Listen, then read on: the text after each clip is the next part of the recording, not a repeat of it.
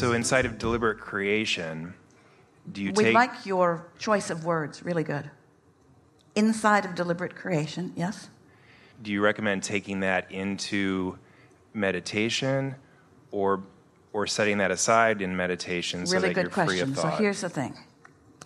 We encourage that meditation be only this: quiet my mind and therefore allow my vibration to rise. But then the momentum of your connection and the power of law of attraction and your inner being will take it into deliberate creation on steroids. What we like to say is tune in and then watch the movie. Don't try to make the movie in order to tune in. Accept the natural alignment and then. And you see, all of the ingredients of that are already in the vortex. So as you connect with who you really are, then those things begin occurring. And as you just relax and let your mind wander. Esther had a meditation like that this morning where she quieted her mind and then the movie just played. And in the past, she thought that her objective in meditation was to quiet her mind. So as soon as thoughts started flowing, she shut them down. Now she understands that those kind of good feeling thoughts, when they start flowing, let them flow. Let the momentum take them. But don't try to orchestrate them from a conscious perspective. Because remember that you are the receiver of them, not the projector of them. You're connecting with Source so that you can receive the perspective of Source. And in time, you won't be able to tell the difference, since you're the translator of the vibration into the visions, into the impulses, into the words. It's like such mutual attraction from each other. It doesn't matter who's doing what. But there's something really letting goingness. There's something really allowing, like when you have the awareness that you're watching the movie, not creating the movie. And your question really pointedly asks that. When I meditate, am I then becoming a deliberate creator? You're becoming a deliberate allower of what you've already created.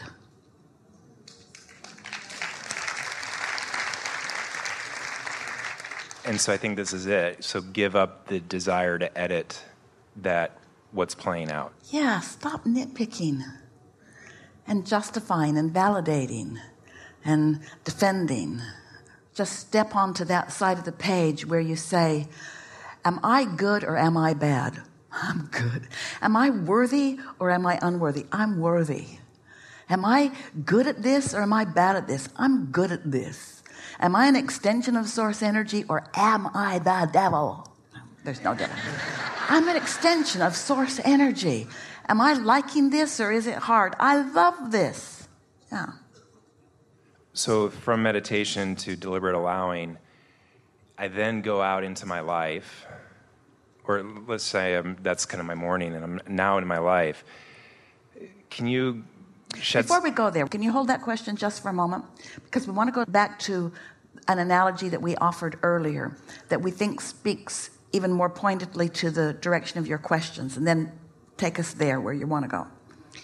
So that picture of meditation that we helped you find of withdrawing from the chaos deliberately by tuning to the silence and allowing your vibration to rise, and then how in that room lovely things just started manifesting in your mind all around you. We just wanted to take you back to that because it's a new thing that we have not said before, and it really speaks to the question that you just asked. You create a nucleus that allows the experience that you then witness. So it's really interesting. This business of the question was asked earlier, what's the difference between the allowing and the deliberate creating? Well, they're sort of kind of the same thing. Life has caused you to indeliberately put a lot of it in the vortex, and now you're deliberately allowing, and now the manifestations at all levels of your being are occurring. And so, now take us where you were going. So now I'm in life, and... I'm in life. We like your distinction. So what you're saying is, I'm out of the fantasy of the vortex. Is that what you mean? Yeah, well, yeah. And now I'm going back into real life. Let's just make sure that we mean what we mean with that. So now I've tuned to the best of life. I'm ready to step into it.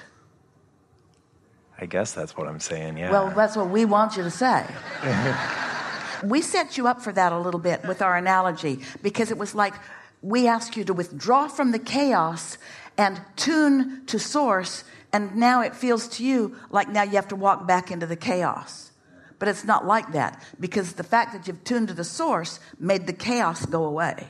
Oh, it'll come back, but not right away. And the more you withdraw from the chaos into the stability of what's really going on, the more what you're calling real life will take on the contours of this, of the source, of the vision, of the imagination, the vortex version.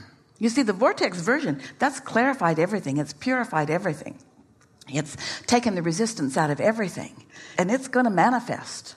It's going to manifest. And the more you tune to it, the more ready you are, and therefore the more likely it is that those pieces will manifest into your experience. This is the distinction. Remember when we said that your inner being never looks back? So you've meditated, you've found that place. Are you going back into real life or forward into real life? Okay. Yeah, so I like that. And here's my experience then of going forward into real life is, okay, everyone raise your hand, and then you find the person and call on that person to come.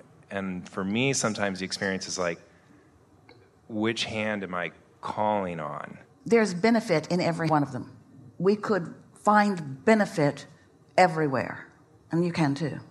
Great. So then in the mastery aspect, you said give up the sacrifice and the hard work and the effort.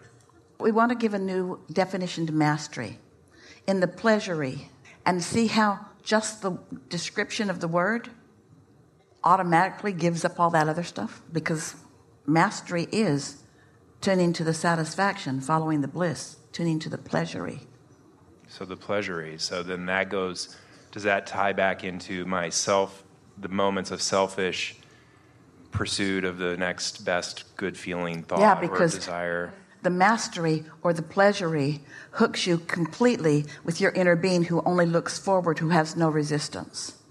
So my mastery comes from pleasury. Pleasury comes through pleasury. Yeah.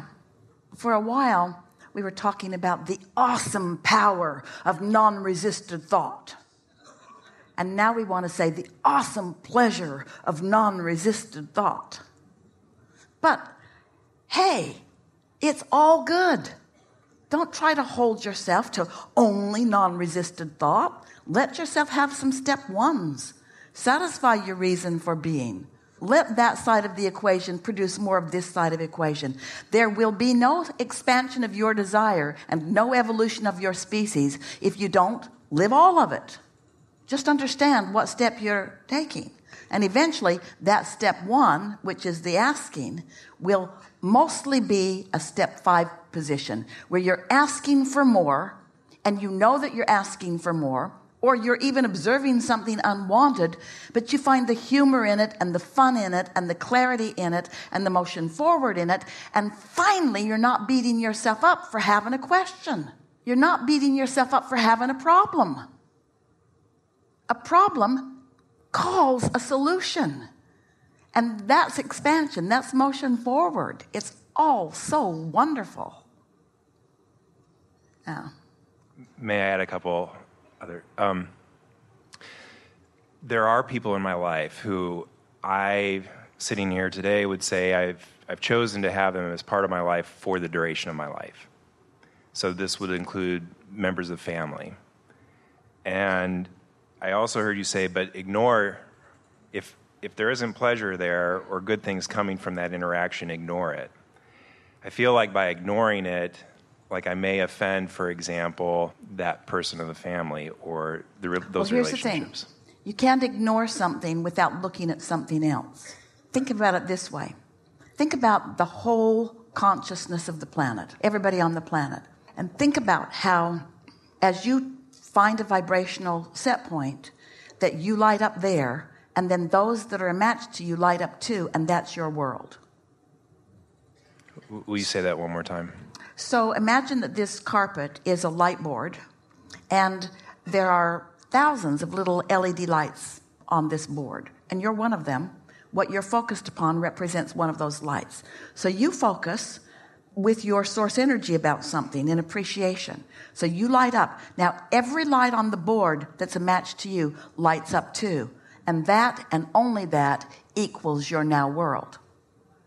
Nothing else do you have access to. So you're not going to rendezvous with them in traffic or in the grocery store or anywhere. And the more consistently you are that, then the more consistently that's your world. So in the same way that there's this world that represents this light board, or a world that we are demonstrating with this light board, every person you know has wanted and unwanted things that match their vortex and things that don't match their vortex, things that match your vortex and things that don't match your vortex.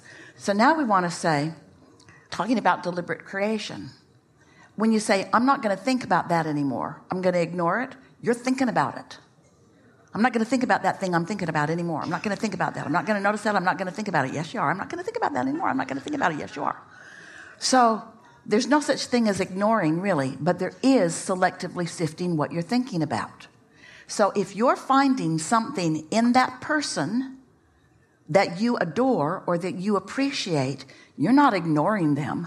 You're activating a different part of them in your vibration. You're calling a different point of attraction. And nobody feels ignored when they're loved like that. I think this then leads to my final question. So when I'm going forward in life, I struggle to discern what is showing up because of my vortex versus I walked into someone else's vortex. Well, it's attraction, attraction, attraction. So let's say it's your vortex and they've got it going on and you walk in and they attract it from you. What difference does it make? Don't try to manage the law of attraction. Doesn't matter where it's coming from. It only matters how it feels when you discern it. Okay. So choose the pleasure in whatever's happening around me, regardless of... And if it doesn't feel good, ignore it by choosing the part of it that does feel good. Yeah, got it. Yeah. Clear. Well, this is so much fun. It's so fun to be a deliberate creator. Enough? Really good. Really good.